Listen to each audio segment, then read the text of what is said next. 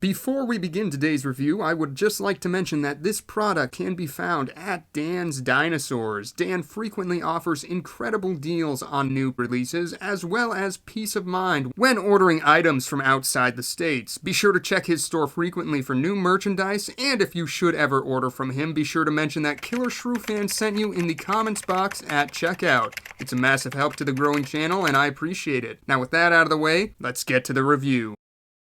Hello everyone, and welcome back to Killershrewfan's 12 Days of Reviews. Well, it's the year of the Spino. Again. Back in April, when the latest discoveries were published, there was some buzz among collectors wondering which company would be the first to replicate the latest findings in model form. Papo had already kind of done it, but that was more of a coincidence than anything, and it still wasn't 100% reflective of our latest understandings. The obvious choice would have been Collecta, given how quickly they tend to jump on new findings when producing their lineups, but if that was the case, we all knew it wouldn't have happened until 2021 anyway, same as any of the other usual suspects like Safari. Well, as it turned out, neither of these brands would be the first or even the second, as Musee Studios, I hope I'm saying that right, in collaboration with GR Toys would surprise us with an updated Spinosaurus sculpt in the fall. These are two brands I had never heard of at the time, and the fact that they had rallied to produce this updated figure so quickly piqued my attention. There were some aspects of it I was kind of put off by, but the paint job was so gorgeously done, and the fact that it was the first mass-produced, up-to-date model of Spinosaurus was enough to convince me to order it. I wound up getting mine from Dan's Dinosaurs along with the new PNSO Spinosaurus. Well, unfortunately, getting both of those at the same time and opening the amazing PNSO offering first somewhat led to my lukewarm response to this new Spinosaurus. I mean, I guess I don't know what I expected. The best I could describe my feelings towards it was lukewarm from the get-go. But since it was the first in a slew of new Spinosaurus models, I still felt the need to review it on the channel. So let's take a look at the new Musee Studios / GR Toys Spinosaurus. First up, gotta mention the packaging. It's really nothing too unique. It's just a cardboard box that comes in a sleeve that reminds me of the look of the PNSO boxes. Both sides feature glamour shots of both versions of this Spinosaurus against a white background. The top left corner has the GR Toys logo, and in the top right we can see the 1/35th scale indicator, along with some titles I cannot read. The box also has a 14+ years label on it, meaning it's perfect for YouTube reviews. Hallelujah! It's the exact same stuff on both sides, nothing's even translated or anything, which is a shame for those of us not privy to the language. The bottom of the box does feature some English, but it's only product information, nothing too interesting. But what I really love about the design of this box, and possibly the most original aspect of it, is along the top you have this nice conga line depicting skeletal reconstructions of Spinosaurus throughout the ages. From its early inception in the 30s to its overhaul in 2014, and finally in its most updated look. This is awesome to me. I love seeing how our images of dinosaurs have evolved over the years, and this really makes this model feel like a celebration in my eyes, as the box depicts the journey we've taken to get to this point. But enough about the packaging, let's unbox this Spinosaurus, shall we?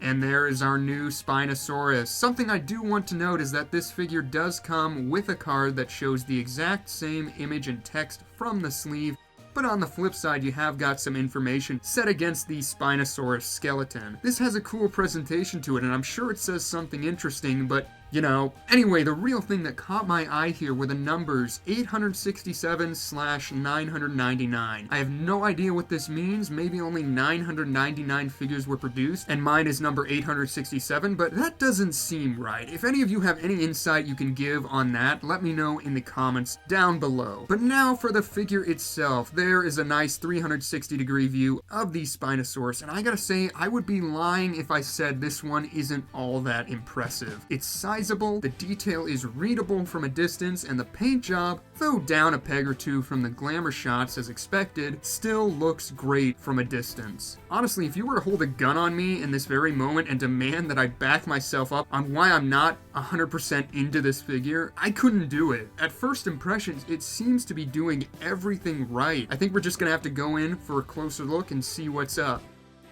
So starting off at the head of the Spinosaurus, this is kind of where my first problem is. First off, the snout seems to be a little on the shorter, stubbier side, and the overall shape of the skull just has a very angular and boxy feel to it. There's also a bit of shrink wrapping, which I know can be a turnoff to a lot of people, especially in 2020, but to its credit, the detail on the forms is all done quite well, particularly on the lower jaw where you can see all of those muscle tones adorned by crisp rectangular scales. That looks great. The eyes are done in a striking yellow and are surrounded by lovely dark bags. As an added bonus, the Spinosaurus does feature an articulated jaw, which opens nice and easy to reveal the very saturated interior. Seriously, this is a red mouth. Unfortunately, the joint on mine is a bit loose, so it doesn't like to stay closed all the way unless I really, snap the jaw shut. The teeth are all individually sculpted and painted with a stark white color, and you can see there is a bit of paint slop on mine, which is unfortunate. A detail that I absolutely love, though, is the purple veining breakup on the interior of the mouth. That detail is just subtle enough to retain some realism, but noticeable enough that you won't miss it. It's not often you get veining in your dinosaur's mouth, so that's a nice touch.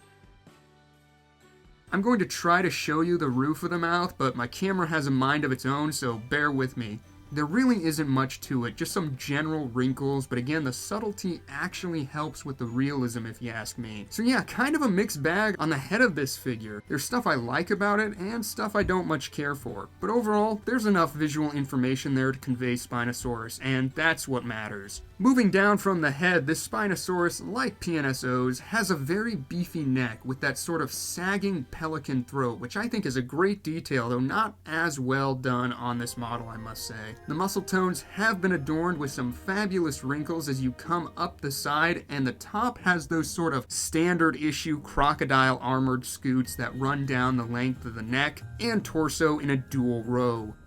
Once you hit the midsection, you've got more wrinkled details across the torso that's been adorned with beautiful scale work. The details of the skin sagging around the gut and pulling with the back thigh as the left leg braces look fantastic, and you can see that those crocodile armor scales continue in a single row down the tail after the hips. And speaking of the tail, GR Toys went all out with their portrayal of the latest findings. I love how massive this feature is. The flexing muscle tones that have been captured here really sell the undulating movement, and you can see that the detail work is all very well done with large scales of varying shapes and sizes across the board. The top of the tail has those large crocodilian-like scooch, which look good, but I don't know, I'm getting tired of the whole crocodilian aesthetic on Spinosaurus. What about you? Still, it's well rendered, and yeah, with the tail being the whole reason we need new Spinosaurus models in the first place, GR Toys was sure to make this thing as eye-catching as possible. It commands your attention when you look to this thing. Moving back up the opposite side, again, a lot of great details. The skin folds along the right flank of the animal are awesome, particularly around the thigh as it pushes the skin into the gut with the forward motion of the leg. It all has a nice sense of realism and weight to it that sells the motion of this Spinosaurus. I will say in the neck region you can see some skin folds and the scoots are interrupted. I think they were trying to convey the idea that they're being covered by the buckling skin, but it doesn't really look like they pulled it off. That and the craning neck should actually have the skin stretching rather than buckling, but that's picky as all get out, isn't it? Having a look at the underbelly, you can see the scale work in the gullet and throat is very nicely done, as are the muscles in the lower jaw. Once you hit the midsection, you can see the pectoral region has been treated quite well with some larger osteoderms to give this Spino an armored look. And then you've got these larger, more rectangular crocodilian scales covering the entire underbelly. And I will say I love how round this Spino is. He's got some good bulk to him, and you can really get an idea of that from this underbelly view. The feet are webbed, and the fourth digit is sculpted as weight-bearing, as you can see, and he has got a cloaca. Yippee skip.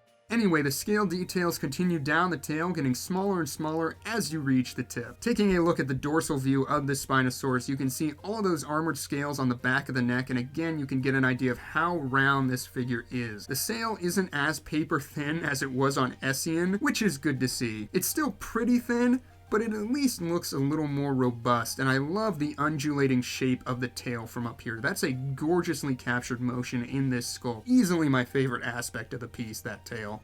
Let's talk about the sail. You can see it's in the classic M shape, and I think it transitions from the torso quite nicely. The scale detail looks great, and you can see those elongated vertebrae poking through. The back legs of the Spinosaurus are incredibly robust, with massive bulging muscles in the calves and thighs. They are appropriately short as well, and you can get a good look at the feet that you already got to see somewhat from a bottom view. The claws are painted in a weathered dark brown, and I love the wrinkles around the gracile ankles as the weight of the animal pushes the skin down towards the feet. That's a nice touch. The arms of this Spinosaurus are incredibly beefy. A lot of muscle tones have been very well rendered, as are the folds of skin around the joints. The hand claws are nice and long, but not nearly as extreme as PNSO's take, and once again feature some brown, weathered colors. The one thing I really need to talk about is that hand, and how this Spinosaurus has been sculpted with its hand in a weight-bearing position. So let's talk about the pose. This Spinosaurus is sculpted mid-stride with its tail flicking out behind it and its neck craned slightly to the left. The right hand is up and brandishing those impressive claws, while the left hand is braced against the ground, and this is another sort of questionable aspect to this figure. I don't think having the hand bearing the weight is bad and wrong in and of itself. It's still sculpted with the palm facing inward, so it's not pronated or anything, even though that in and of itself might not be all that wrong after all.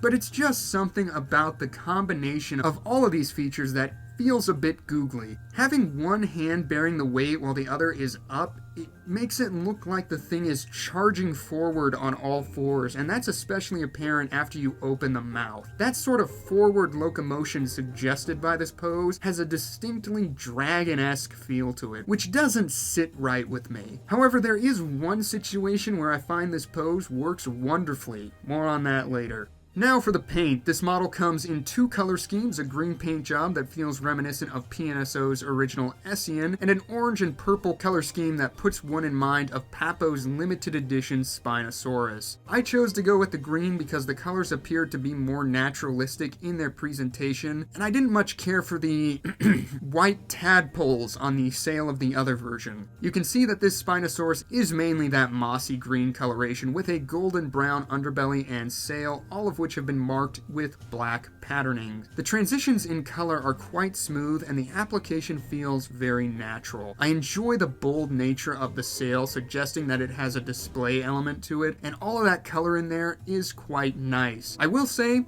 when you get in closer and look at some of the dry brush work, it does feel distinctly like it has a painted on quality to it, and some of the realism falls away, which is a bit unfortunate. However, the tail is once again the great success of this color scheme. There's something about the application that is so satisfying to me. The markings all have a gorgeous thinness to them that make them feel like they're part of the animal rather than just painted onto a model, and the subtle variation between cream and golden tan colors is handled impeccably. There's also something about the subtle sheen that gives it a flesh-like translucency. This area looks like a legitimate animal and is once again the best part of the figure. I will say I am a little disappointed that both of these color schemes are so reminiscent of something that came before, but I guess it does just enough to make it something different, so I can live with it.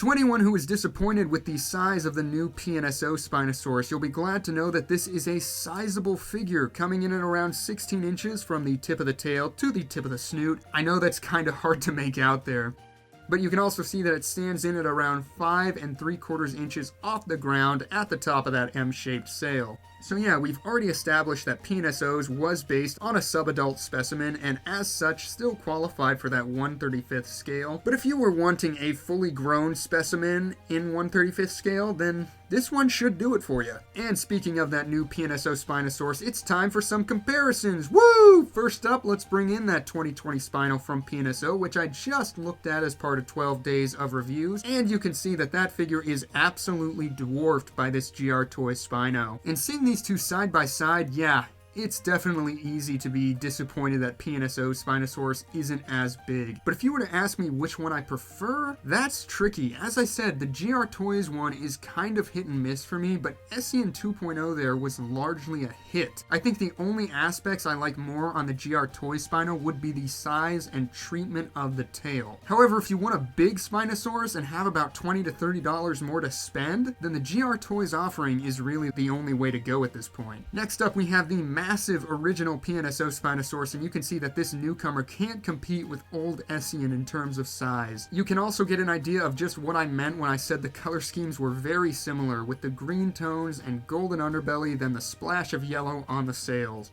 GR Toys copied PNSO's homework, but made sure to change it up a bit so that no one would notice. But I sure did. That being said, I prefer the GR Toys color scheme as it is much more visually interesting.